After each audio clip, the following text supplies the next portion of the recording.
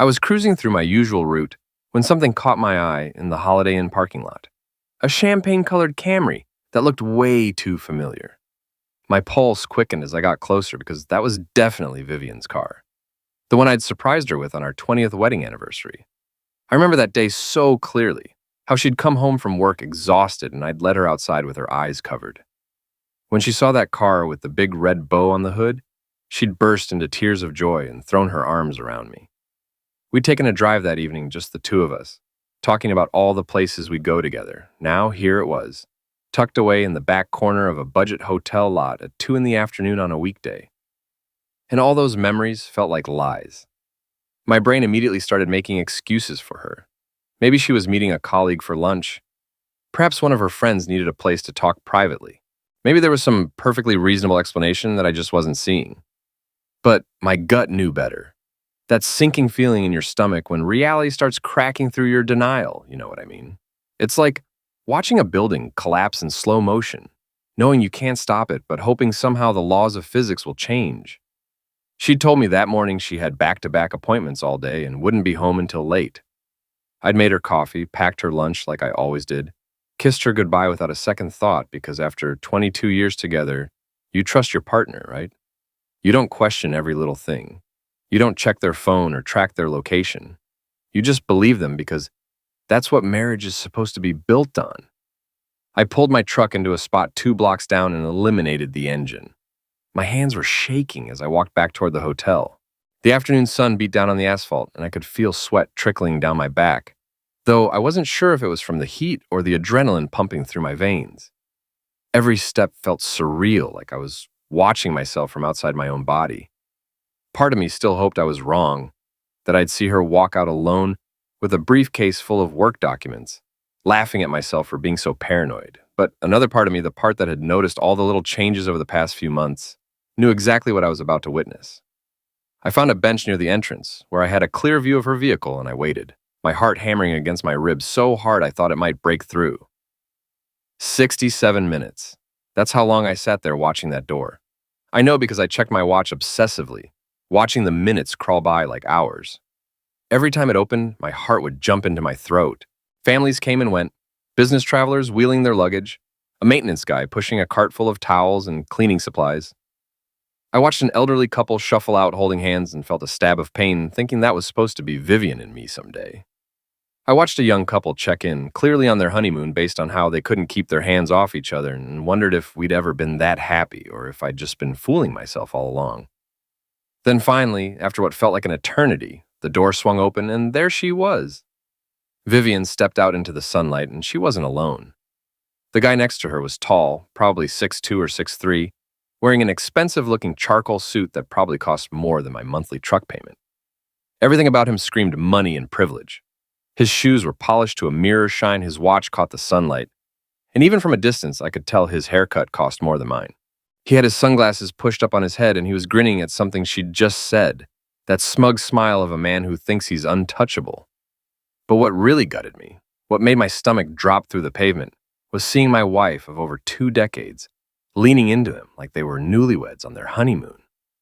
Her hand rested on his forearm in that casual, intimate way that comes from familiarity, from comfort, from knowing someone's body as well as your own. She was laughing in that carefree way she used to laugh with me back when we were young and everything was simple, before mortgages and kids and the daily grind of life wore us down. Except apparently she'd found that feeling again, just not with me. Then he pulled her close and kissed her. Right there in broad daylight, in a hotel parking lot where anyone could see. Not a quick peck either, but a real kiss. The kind that tells you everything you need to know about what's happening between two people. She didn't pull away or look around nervously. She melted into him like I didn't exist, like our marriage was just some inconvenient detail she'd forgotten about, like the 22 years we'd spent building a life together meant absolutely nothing. He whispered something in her ear, and she giggled, actually giggled like a schoolgirl with her first crush, before they started walking toward a sleek black BMW with windows so dark you couldn't see inside. The kind of car that costs more than I make in a year. The kind of car that says I'm better than you without having to speak a word. Something snapped in me right then. Not rage exactly, more like this cold clarity that washed over everything. All the little things that hadn't made sense over the past few months suddenly clicked into place like puzzle pieces. The late nights at the office, the new lingerie I'd found in her drawer that she'd never worn for me, the way she'd started going to the gym 5 times a week when she'd barely gone once a month before, the expensive perfume that appeared on her dresser that I hadn't bought her, her phone that was suddenly password protected when it never had been before. All of it made perfect sense now, and I felt like an idiot for not seeing it sooner. I wasn't going to let them just drive away like nothing happened. I jogged back to my truck, fired it up, and swung around to the front of the lot. As his BMW started backing out, I gunned it and blocked him in completely. The screech of my tires echoed off the building, and I saw heads turn from all directions. Vivian's face went white as paper when she saw me step out of the truck. Her mouth formed my name, but no sound came out. All the color drained from her cheeks, and for a split second, I saw genuine fear in her eyes. The guy, he laid on his horn and started yelling something I couldn't hear through his closed window, his face turning red with anger. I walked toward them slowly, deliberately, my work boots crunching on the gravel with each step. I didn't yell or wave my arms or make a scene. I just stared at them through his windshield and let the silence do the talking. Sometimes silence is louder than any words you could scream. He finally got out of his car, trying to puff up his chest like he was some tough guy. "What the hell is your problem, man? Move your truck before I call the cops." His voice had that entitled edge to it, like he was used to people jumping when he snapped his fingers. Like he'd never been challenged in his entire privileged life. Like the world existed to serve him, and anyone who got in his way was just an inconvenience to be dealt with.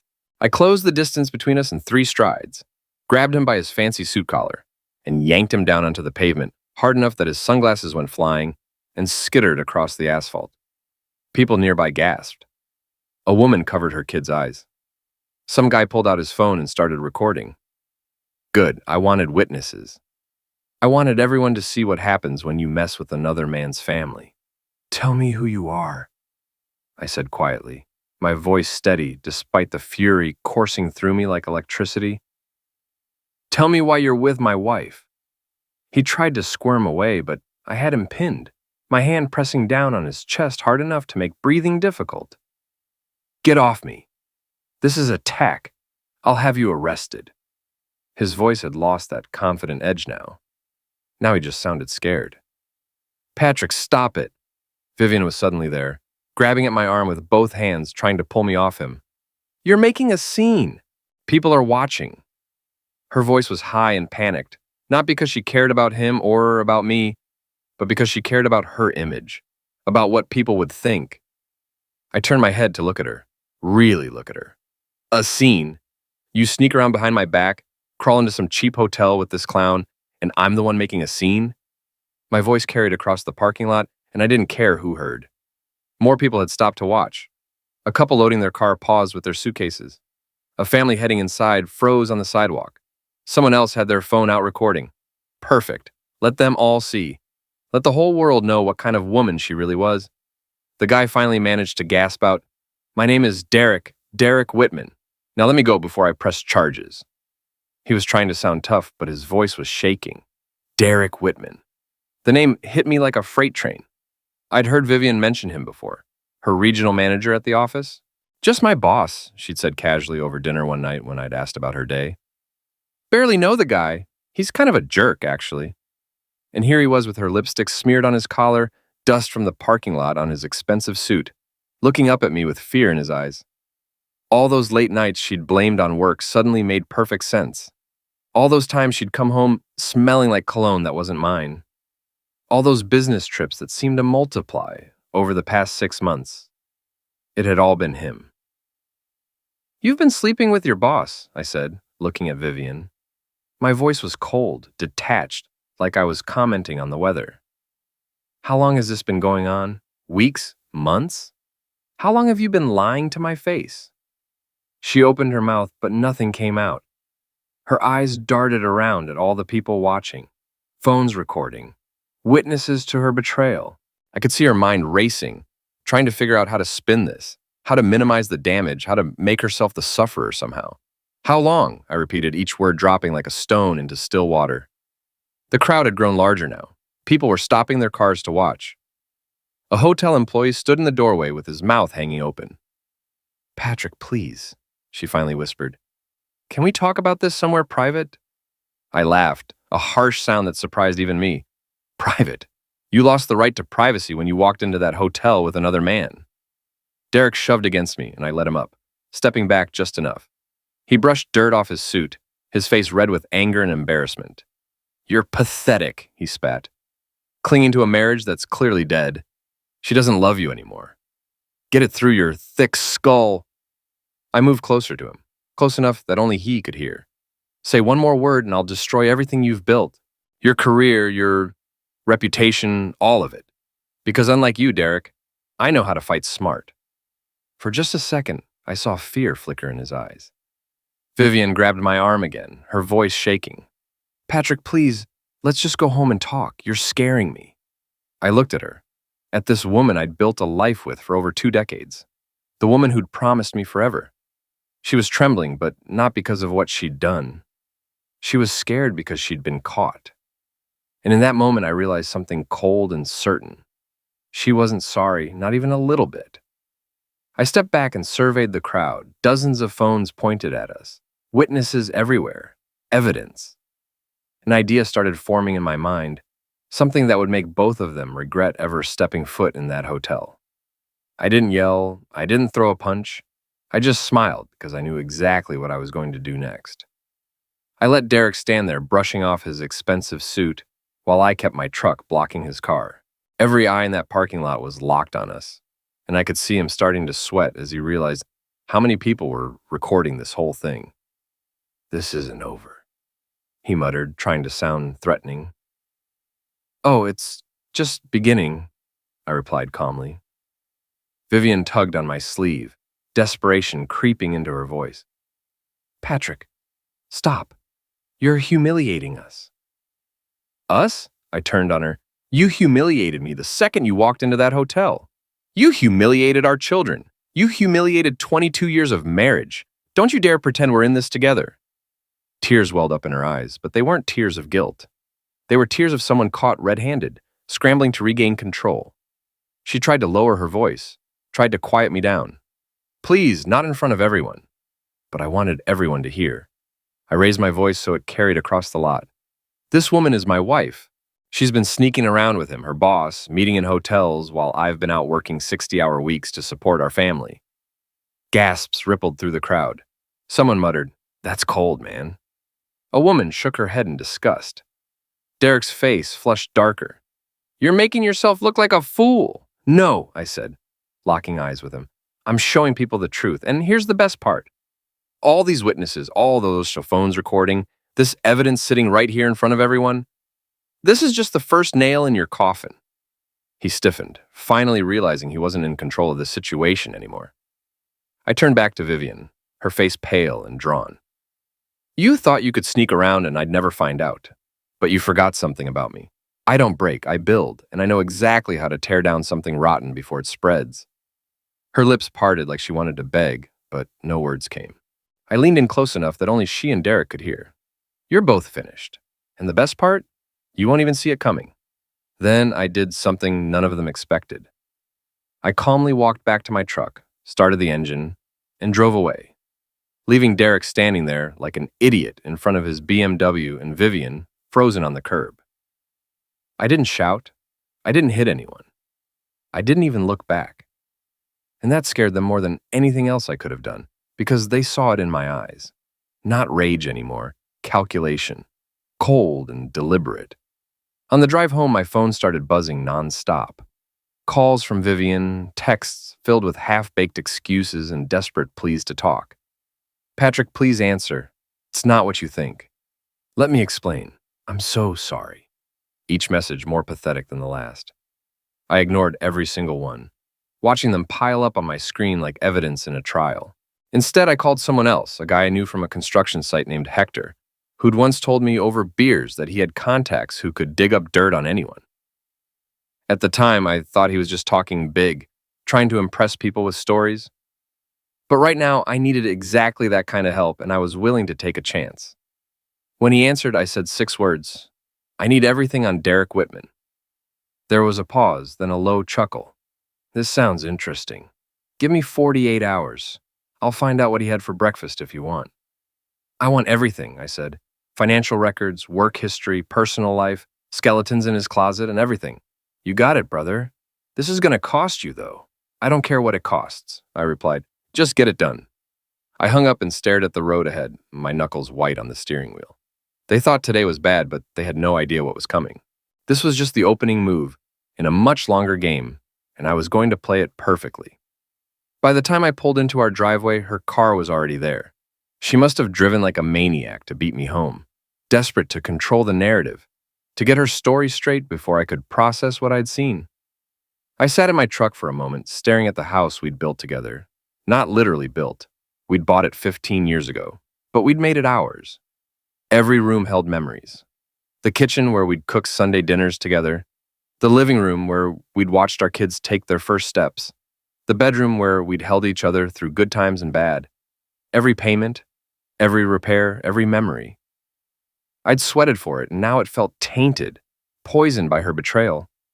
Like everything good we'd ever had was just a lie I'd been too stupid to see through. When I walked inside, she was waiting by the door, eyes red from crying, though I wasn't sure if the tears were real or just another performance. She'd always been good at crying on command, using tears as a weapon to get what she wanted. But not this time. This time, her tears meant nothing to me. Patrick, she said softly, reaching for me with trembling hands. Please, can we talk? I can explain everything. It's not what it looked like. I stepped past her without a word, hung my jacket on the hook where it always went, and sat at the kitchen table in my usual spot. She hovered there, fidgeting with her hands like a stranger in her own home, like she didn't know what to do or say to fix this. Good. She should feel uncomfortable. She should feel like the ground was crumbling beneath her feet because that's exactly what was happening. You don't understand, she whispered, her voice shaking. It wasn't supposed to happen like this. I never meant for you to find out that way. I was going to tell you, I just needed time to figure out how. I looked up at her slowly, letting the silence stretch until it became unbearable. So you did mean for me to find out. Just on your terms, after you'd already secured your safety net, after you'd already figured out how to spin it so you came out looking like the sufferer? She winced like I'd slapped her. No, it got complicated. These things happen, Patrick. People grow apart. It doesn't mean I don't care about you. Complicated? I repeated the word, letting it hang in the air between us like poison. No, what's complicated is raising 2 kids while working full-time. What's complicated is paying off a mortgage and student loans and car payments. What's complicated is keeping food on the table and clothes on everyone's backs. That's complicated. What you did was simple. You found a man you thought was better than me, richer than me, more exciting than me, and you threw away 22 years like they meant nothing. That's not complicated. That's just selfish. Her face crumpled and I could see I'd hit a nerve. Patrick, please, I made a mistake, a terrible mistake. But he doesn't mean anything to me, not really. You're my husband. You're the father of my children. You're the one I love. We can get through this. We can go to counseling. We can fix this. I leaned back in my chair and studied her, really studied her. The woman standing in front of me looked like my wife, but she wasn't. Not anymore. Funny way of showing it. Funny way of showing love by sneaking into hotels with your boss. By lying to my face every single day. By coming home and kissing me goodnight with his cologne still on your clothes. For the first time since the parking lot, she completely broke down. Real tears this time, not the calculated kind. She dropped to her knees in front of me, clutching at my hands like a drowning person grabbing for a life preserver. Please don't leave me. Please don't take the kids from me. I swear I'll end it. I'll block his number. I'll quit my job if that's what it takes. Just give me a chance to fix this. One chance. That's all I'm asking. I pulled my hands away from her grasp, her touch suddenly feeling foreign and unwelcome. Her desperation should have felt like victory, but all I felt was emptiness, like someone had scooped out my insides and left nothing but a hollow shell. The woman kneeling in front of me wasn't the same woman I'd married all those years ago. That woman, the one who'd promised to love me in sickness and in health, for better or worse, until death do us part. She had died the moment she chose another man's arms over mine. This was just a stranger wearing her face, saying whatever she thought I wanted to hear to save herself. You think this is about second chances? I asked coldly. No, this is about consequences. And believe me, they're coming. She froze, staring up at me, fear flickering in her eyes. Not fear of losing me, fear of what I might do. Good, she should be afraid. That night she tried everything. Cooked my favorite meal, poured me a drink, even slipped into bed wearing lingerie I'd bought her years ago. I didn't touch her, didn't even look at her. I lay there in silence, staring at the ceiling, listening to her breathing quicken with panic. What she didn't know was that while she begged silently for forgiveness, I was planning. My buddy called me the next morning. Got some info on your guy Derek. You might want to sit down. I took the call in the garage, away from her ears. Let's hear it. Well, turns out your wife's Romeo isn't as squeaky clean as he pretends. He's up for a big promotion at corporate, but he's got skeletons. Debt, lawsuits, and a reputation for mixing business with pleasure. You're not the first wife he's gone after. My grip tightened on the phone. Go on. Oh, and one more thing. His bosses don't tolerate scandals. If someone were to provide evidence of his extracurricular activities, he'd be finished. I felt a slow smile spread across my face. The cracks in their perfect little fantasy were showing, and I was going to tear the whole thing down, brick by brick. The next morning, I was up before dawn. Not because I couldn't sleep, I hadn't slept in days, but because I had work to do. Vivian stirred as I slipped out of bed, her hand reaching for me in the dark. I pulled away. By the time she wandered into the kitchen in her robe, I was already at the table with my laptop open, files spread across the surface. Bank statements, credit card charges, screenshots from her phone backups. All the little breadcrumbs of betrayal she thought I'd never notice. She stopped in the doorway. Patrick, what are you doing? Building, I said without looking up. Building what? Her voice was shaky. Your downfall, I replied flatly, and his. Her robe slipped off one shoulder as she stepped closer, panic flooding her face. You can't mean that. Patrick, please. We can fix this. I finally looked up, cutting her off with a glare sharp enough to stop her cold. You think I want to fix it after watching you crawl out of a hotel with him? After dragging his smug face onto the pavement while you stood there and said nothing? No, this isn't about fixing anything. This is about making damn sure you both pay. She gasped, clutching the counter for support. For the first time, she realized the truth. I wasn't bluffing. That day, I started gathering everything. My buddy's contacts had already given me leads on Derek's financial skeletons. I pulled his public records, tracked down old lawsuits, even found a foreclosure that had been quietly buried years back. The man who strutted around in tailored suits and luxury cars was drowning in debt. Then came the work evidence. Vivian had never been careful, not with her phone, not with her laptop. I pulled emails for photos with receipts from business dinners that looked a lot more like romantic dates. A paper trail leading straight from the company's account to their hotel meetings. She hovered behind me most of the day, wringing her hands. Patrick, if you do this, you'll ruin my career too. Do you want that? Do you want the kids to lose everything we've built? I didn't even turn around. You already ruined everything we built. The kids will be fine because I'll make damn sure of it. You? That's another story. Her voice broke. I swear I'll cut him off. I'll prove it to you. Just give me one more chance. I closed the laptop and finally faced her. You don't get it. You had your chance. Every night you chose him over me, you made your decision. Now I'm making mine. She backed away, eyes wide. What are you going to do? I smiled, but there was no warmth in it. First, I'm going to take his career from him. Then when he's choking on the ashes, I'll decide what's left for you. Her knees buckled and she sank into a chair. For the first time since this started, she didn't argue, didn't plead. She just sat there in silence, knowing the man she used to control was gone. That night, I sent out my first package.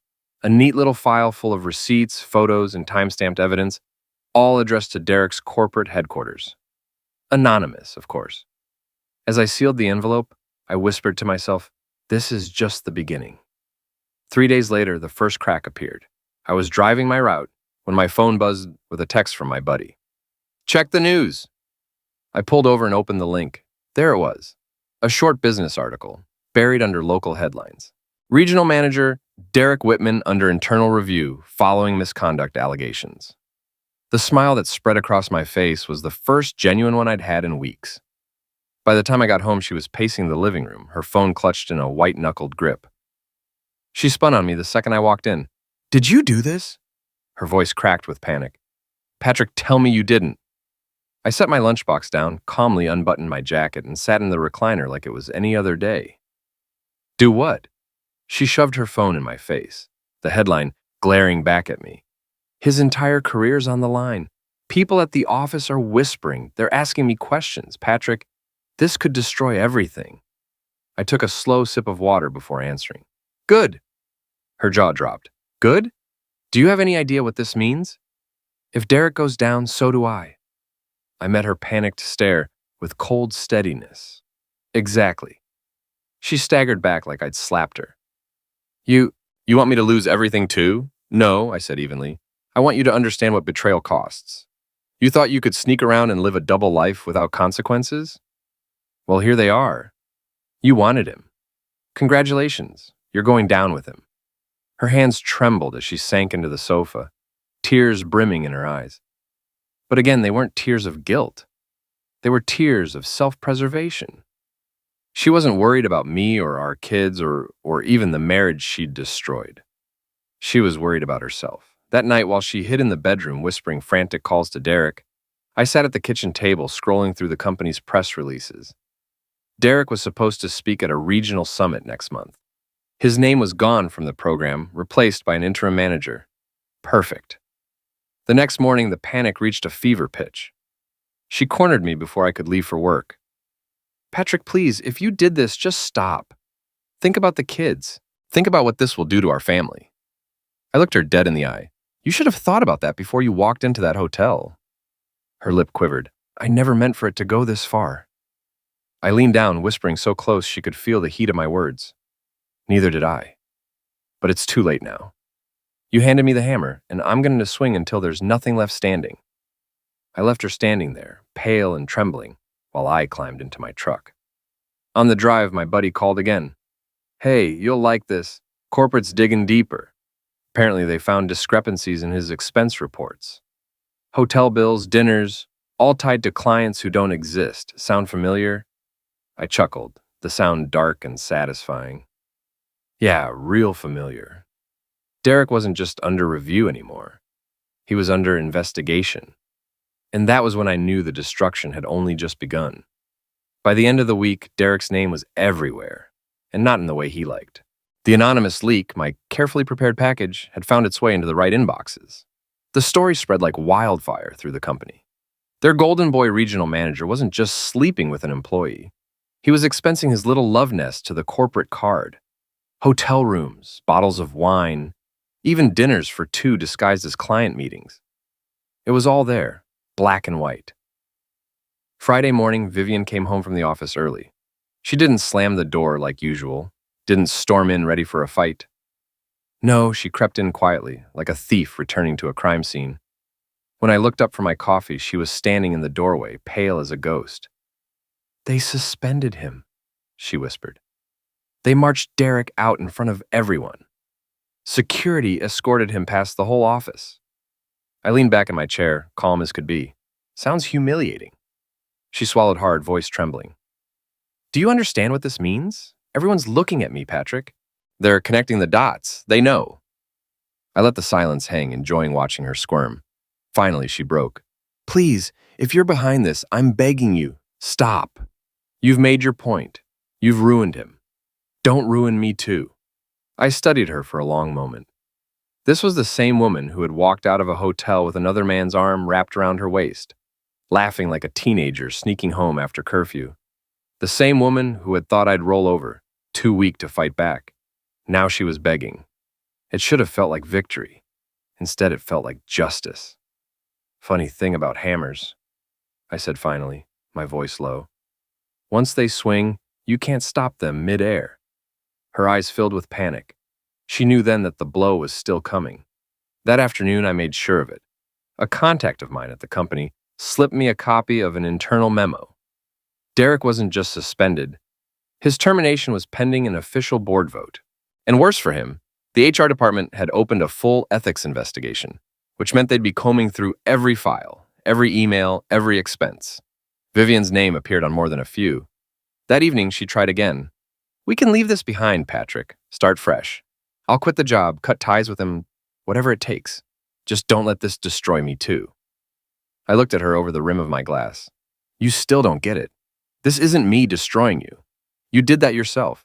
I'm just making sure you can't bury the rubble and pretend it never happened. She broke then, sobbing into her hands, not for our marriage, not for our kids, but for herself. The next morning, I was sipping coffee on the porch when my buddy called. His voice was practically grinning through the phone. You'll love this. Someone recorded Derek's walk of shame. Him getting escorted out of the building, red-faced, yelling at security, his stuff in a cardboard box. It's all over social media. I laughed, deep and full. Send me the link. And when I watched it, Derek stumbling through the glass doors, coworkers filming, some even clapping sarcastically, I knew the timing was perfect. Because while Derek's career had just gone up in flames, Vivian hadn't yet realized her turn was next. 2 weeks later, the hammer fell. Derek was officially terminated. No severance, no references, no cushy landing. His name had become poison in the industry. I heard through the grapevine that his wife had kicked him out, his BMW was repossessed, and his so-called friends had vanished overnight. The man who once strutted like a king was now a ghost. But I wasn't done. Because while Derek was finished, Vivian still thought she could crawl back into my good graces. She kept cooking dinners, slipping notes into my lunchbox, even pretending like we were rebuilding. But I knew better. Every touch, every fake smile. It was just survival. And I wasn't going to give her that. The papers were already filed. I'd hired the best divorce attorney in town, a woman with a reputation for destroying cheaters in court. She told me the evidence I had, the financial records, the hotel receipts, the photos, even the public spectacle at the Holiday Inn was ironclad. Combined with her neglect of the kids while she was sneaking around, I had the upper hand in every way. When I handed Vivian the papers at the kitchen table, she stared at them like they were a capital punishment. No, she whispered. Patrick, please don't do this. We can fix it. I'll quit my job. I cut her off with a calm shake of my head. You already fixed it, remember? In that hotel room. This is me cleaning up the mess. Her tears came fast, streaming down her face. You'll ruin me. No, I said coldly. You ruined yourself. I'm just making sure the judge sees the truth. She froze, staring up at me, fear flickering in her eyes. Not fear of losing me, fear of what I might do. Good. She should be afraid. Court day came quick. She showed up in her best suit, makeup flawless, trying to project the image of a professional, respectable wife. But the evidence told a different story. My lawyer laid it all out. The expenses, the affair, the neglect of our kids, the pattern of deception. Vivian tried to speak, tried to spin it, but the judge wasn't buying it, not with the stack of proof sitting on his desk. By the time it was over, the ruling was clear. I kept the house, full custody of the kids, and the majority of our assets. She walked away with a fraction of what she thought she'd take and a reputation in shambles. When the gavel hit, she buried her face in her hands. Derek wasn't in the room to console her. He had his own battles to fight. She was alone. Afterward, I walked out into the sunlight with my lawyer, my kids waiting at my mother's house. For the first time in months, I felt like I could breathe again. Later that night, I sat on the porch watching the sun dip low when my phone buzzed. It was a text from her. I'm sorry, please, can we talk? I stared at it for a long moment, then deleted it without a reply because there was nothing left to say. She had gambled everything, our marriage, our family, our life, for a man who couldn't even keep his own. And she lost. I didn't yell. I didn't fight dirty. I just smiled, knowing justice had been served. And as I sipped my coffee in the quiet of my own home, one thought settled over me with cold certainty. She thought I'd roll over. She thought I was weak. But in the end, I proved her wrong. I walked away with everything, and she was left with nothing but the consequences of her choices.